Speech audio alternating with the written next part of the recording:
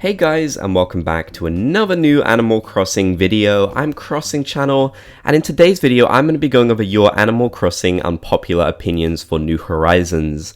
Now, before we begin with this video, I want to say that of course, all of these opinions in this video are subjective. Some of you guys may think that these opinions aren't unpopular at all. You may totally agree with all of them. You may agree with none of them.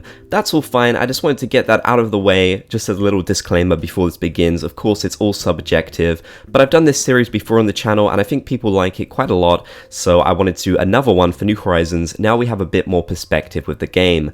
So if you guys are excited for this video, be sure to leave a like to show support, and of course subscribe and turn on channel notifications if you haven't already for more Animal Crossing videos. Now, let's get straight to it. We have this first opinion that says, I hate how it's been released, half finished with updates monthly. It's one of those games that should have been fully completed once it came out. Now, I don't necessarily disagree with this one. I will say that the updates for New Horizons and a lot of the main features that we know and love being missing from the very start is definitely very frustrating, and I think a lot of us aren't huge fans of that part of the game. However, I will say the game still should have come out with monthly updates, and I think even if it had come out with monthly updates, maybe this argument about it being unfinished still would have prevailed anyways, even if it did have a lot of the features from the very start. So I do think it's kind of hard for Nintendo to win in this case. I will agree that some of the features that we have gotten as updates definitely should have been there since the very beginning. But at the same time, doing the monthly updates is kind of a smart strategy for them to keep people interested in the game. I definitely see why they did it. I mean, they did the exact same thing with Splatoon, and I remember this very similar complaints for Splatoon as well. But it just seems to be the type of model they like to do their games with these days. So love it or hate it, it does seem like this type of model is probably here to stay, at least with Animal Crossing and games like Splatoon 2. The next opinion says, I love the New Horizons soundtrack. If I'm ever feeling burnt out on the game, I listen to it and it gives me energy to play the game again. This is really interesting because most of the comments I got were actually saying they really dislike the soundtrack, and usually I see that a lot. And for me, I'm kind of torn. I do really like some of the tracks. For example, I think 5 PM is great. This airport counter music I'm playing is really great. The tour music is great. The resident services music is great. But most of the tracks in the game just fall really short. They're kind of repetitive. All of them kind of sound very, very similar to each other, whereas I think New Leaf struck a very good balance of difference, and a lot of the tracks kind of had their own instrumental motifs which made them really interesting. So it's definitely a bit of a shame that the soundtrack doesn't live up to those expectations. You know, but again, I don't think it's the worst soundtrack out there, and the remixes for the songs are really great in my opinion, so I do love those. This next one says, Bunny Day wasn't that bad. Yes, it went on too long, but if it had been like Halloween, no one would have cared. I kind of think this take kind of misses the point.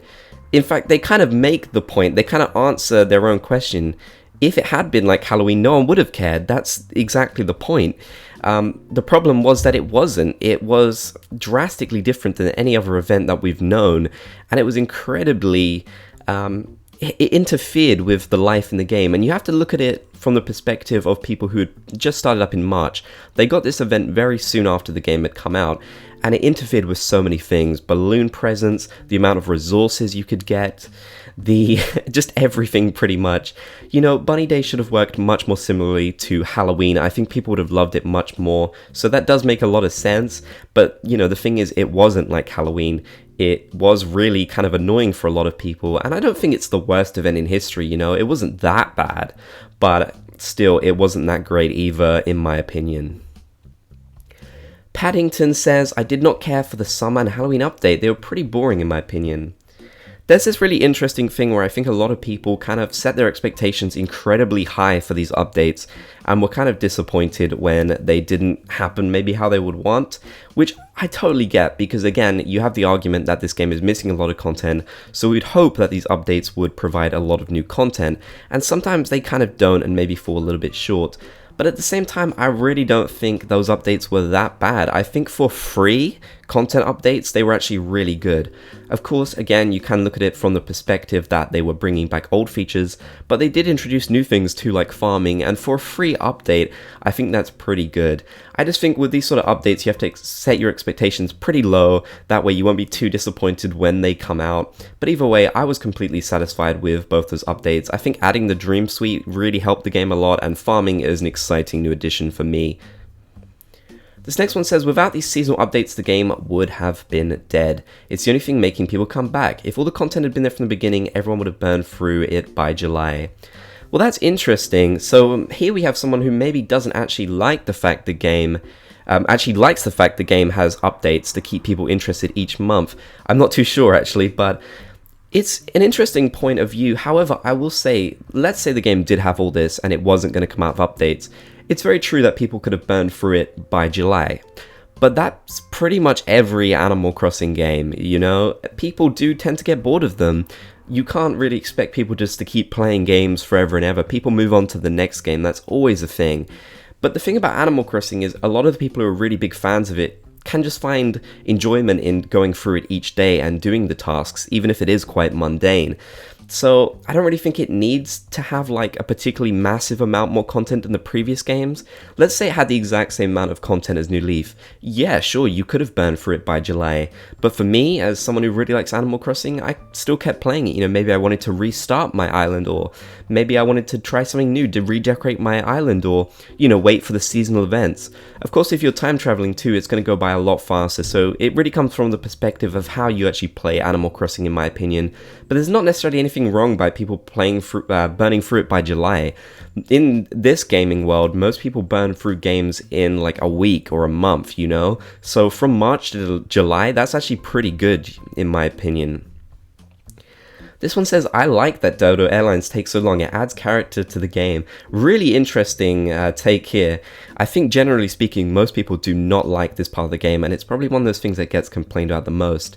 And I'll say, in this case, I actually agree with the people who don't like it, because it really is too slow. I like that there's some character to the dialogue. I'll admit, that's good, that's really good, so I agree with them there. But the amount of time it takes to connect to the internet and all these connecting screens really interferes with the online experience. Nintendo historically has never been amazing at handling online in their games, and I think New Horizons is another example of that.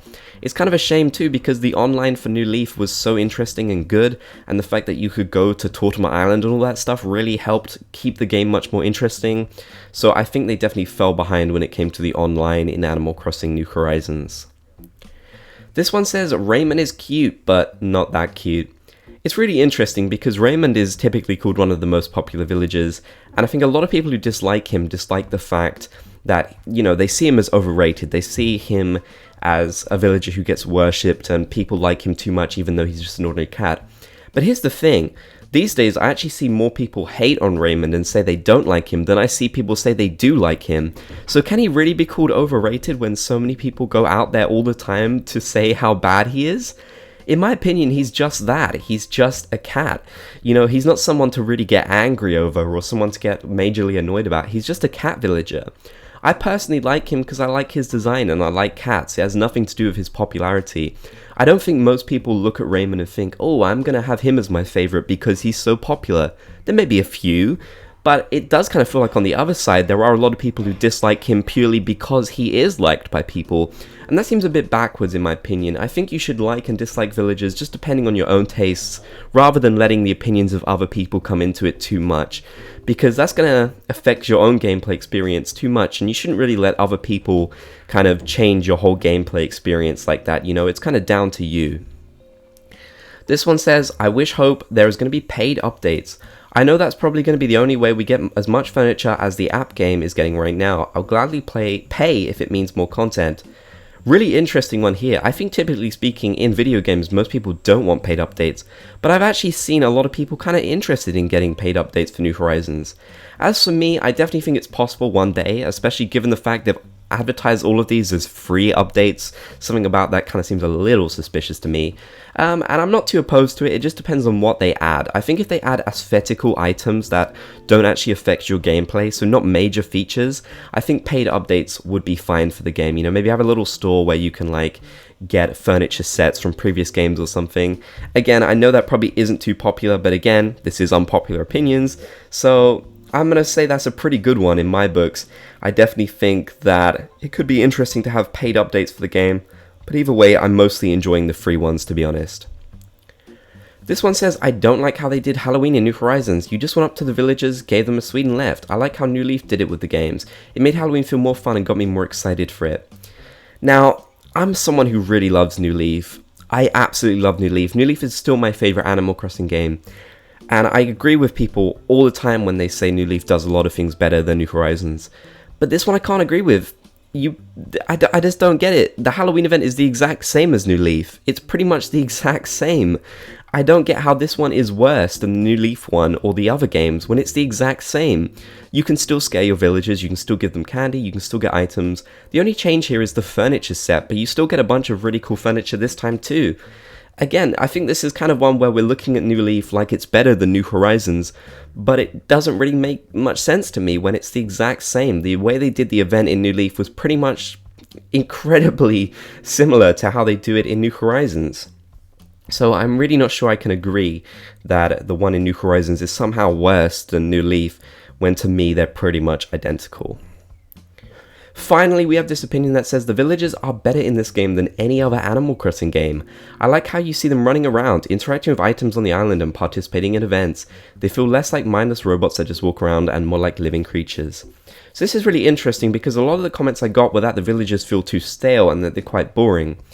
Now, there's two sides to this. I will say the dialogue of the villagers needs massive improvements. The dialogue of the villagers really isn't great. It does get so repetitive. But in terms of the actions the villagers do, it is much better than New Leaf. I don't know if people remember, but in New Leaf, the villagers used to just stand around doing nothing. Sometimes you might catch them fishing, but honestly, that was pretty much it.